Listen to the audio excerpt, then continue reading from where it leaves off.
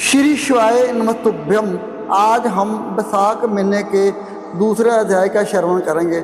नारद ने कहा है, बैसाख के बराबर कोई महीना नहीं है, कृत के बराबर कोई युग नहीं है, वेद के बराबर कोई पवित्र ग्रंथ नहीं है, गंगा के बराबर कोई तीर्थ नहीं है, जल के समान कोई दान नहीं है, स्त्री के समान कोई सुख नहीं है, कृषि के समान कोई धन नहीं है और जीवन से बढ़कर कोई लाभ नहीं है। वर्ष के समान कोई तप नहीं है, दान के समान कोई सुख नहीं है, दया के समान कोई पुण्य नहीं है, नेत्र के समान कोई तेज नहीं है, भोजन के समान कोई तृप्ति नहीं है, कृषि के समान कोई व्यवसाय नहीं है, सदाचार के समान कोई मित्र नहीं है, सत्ता के समान कोई पिछा नहीं है, अच्छे स्वास्थ्य के समान कोई उपलब्धि नहीं है, केसर से बड़ा कोई रक्षक नहीं है, तथा बैसाख के समान कोई पवित्र करने वाला नहीं है। ऐसे विद्वान लोग जानते हैं। बैसाख मास सबसे महान है, ये भगवान विष्णु को हमेशा प्रिय है। यदि कोई व्यक्ति भगवान विष्णु को प्रिय इस मास में धार्मिक अनुष्ठान किए बिना ही वश कर लेता है तो उसे पशु पक्षी आदि मानव योनि में जन्म लेना पड़ता है। वैसा भी धार्मिक कार्यों से वंचित रह जाता है। यदि कोई मनुष्य बैसाख मास में व्रत उपवास किए बिना व्यतीत करता है तो उसका इष्ट पूर्ण कार्य घाट बनवाना, तालाब और कुएं आदि की मरम्मत करवाना व्यर्थ है। यदि कोई व्यक्ति बैसाख में भोजन करने के अपने अभ्यास के अनुसार संयम करता है तो उसे भगवान विष्णु के साथ संयोजक की प्राप्ति वश होती है, इसमें कोई संदेह नहीं है। इस संसार में अनेक प्रकार के व्रत हैं जिन्हें बहुत अधिक धन व्यय करके किया जा सकता है। इनसे शरीर को बहुत अधिक कष्ट होता है और इनका परिणाम पुनर्जन्म होता है। लेकिन बैसाख मास में केवल पवित्र स्नान करने से मनुष्य का पृथ्वी पर पूरा जन्म नहीं होता। बैसाख मास में जल अर्पित करने से वह पुण्य प्राप्त होता है जो सभी प्रकार के दान और सभी तीर्थों के दर्शन से प्राप्त होता है। यदि कोई व्यक्ति जल अर्पित करने में असमर्थ हो और तो उसे दूसरों को जल अर्पित करने के लिए प्रेरित करना चाहिए। यदि वह समृद्धि चाहता हो, ये सभी दानों से अधिक कल्याणकारी है। यदि सभी दान एक परे रखे जाएँ तो जल का दान दूसरे परे रखे तराजू में तोला जाए तो जल का दान श्रेष्ठ होता है।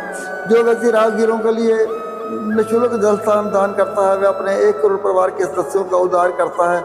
ये भगवान विष्णु के श्लोक में सम्मानित होता है।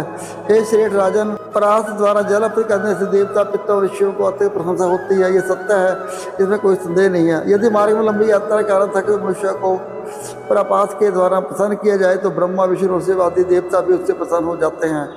जो जल चाहता है उसे जल देना चाहिए, जो छाया चाहता है उसे छाता देना चाहिए। हे राजन, बैसाख मास में जो पंखा चाहता है उसे पक्खा देना चाहिए। बैसाख मास के आते ही गृहस्थ ब्राह्मण को जल, छाता और पक्खा देना चाहिए। इन वस्तुओं का दान उत्तम माना जाता है। जल का घड़ा न देने से मनुष्य चातक पक्षी बनता है। हे राजन, यदि कोई व्यक्ति प्यास से बिल्कुल किसी सज्जन को शीतल जल पिलाता है तो उस कर्म से उसे 10,000 राजस्व का पुण्य प्राप्त होता है।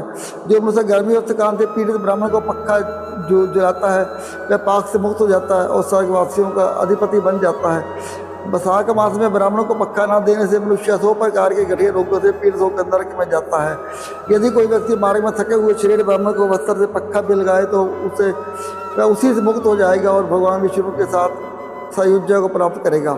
शुद्ध मन से ताड़ के पत्ते का पंखा दान करने से मनुष्य सभी पापों से मुक्त होकर ब्रह्म लोक को जाता है। यदि कोई मनुष्य थकावट दूर करने वाला पक्का नहीं जलाता तो उसे नरक में यात्राएं सहनी पड़ती है और पृथ्वी पर कोड़ी के रूप में जन्म लेना पड़ता है। हे मनुष्यों के स्वामी, वे मनुष्यों को बैसाख मास में कम से कम 1 बार छाता दान करना चाहिए जिससे 3 प्रकार के दुखों का शमन हो सके। शरीर से उत्पन्न होने वाले दुख, अन्य प्राणियों से उत्पन्न होने वाले दुख तथा प्रबंध से उत्पन्न वाले दुख। जो व्यक्ति बैसाख मास में माघव को प्रिय है, छत्र दान नहीं करता, वह पृथ्वी पर छायाहीन स्थान में अत्यंत क्रूर प्रेत के रूप में जन्म लेता है। जो बैसाख मास में उत्तम चप्पल दान करता है वह भगवान विष्णु को प्रिय होता है। वह यमदूतों की अपेक्षा करता है और भगवान विष्णु के लोक को जाता है। यदि कोई व्यक्ति बसंत ऋतु के आगमन कर बैसाख मास में जूते दान करता है तो उसे इस लोक के कष्ट नहीं भोगने पड़ते और ना ही वह नरक लोक में जाता है। जो मनुष्य मांगने वाले ब्राह्मण को जूता देता है वह निस्संदेह 1 करोड़ जन्मों के बाद पृथ्वी पर राजा के रूप में जन्म लेता है। जो मनुष्य असहाय व्यक्तियों की थकावट दूर करने वाले मार्ग पर मंडप बनाता है उसके पुण्य का वर्णन ब्रह्मा भी नहीं कर सकते। जो व्यक्ति अपने घर आयु ब्राह्मण को भोजन कराता है उसके लाभ की सीमा ब्रह्मा ने भी नहीं देखी है।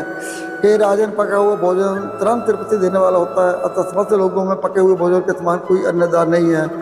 जो मनुष्य लंबी यात्रा के कारण थके हुए ब्राह्मण को आश्रय देता है उसके पुण्य का वर्णन करने में ब्रह्मा भी समर्थ नहीं है।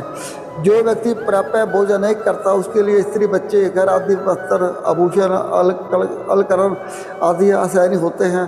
जो व्यक्ति उचित रूप में भोजन करता है उसके लिए ये सब अवश्य ही सहनीय होते हैं। अन्न के बराबर ना दान ना तो पहले कभी देखा गया है, ना ही भविष्य में कभी देखा जाएगा। जो मनुष्य वैशाख मास में थके हुए मार्ग से जाने वाले ब्राह्मण को भोजन नहीं देता, वह पृथ्वी पर अपना ही मांस खाता हुआ प्रेत बनकर जन्म लेता है। इसलिए अपनी समर्थता के अनुसार ब्राह्मण को पका हुआ भोजन अवश्य देना चाहिए। एक राजन पका हुआ भोजन देने वाला अपने माता पिता अन्य लोगों को भूल जाता है, इसलिए तीनों लोक में रहने वाले सभी लोग पके हुए भोजन की प्रशंसा करते हैं। माता और पिता तो जन्म के कारण मात्र हैं। संसार के विद्वान पुरुष कहते हैं कि अन्नदाता ही वास्तविक पिता है।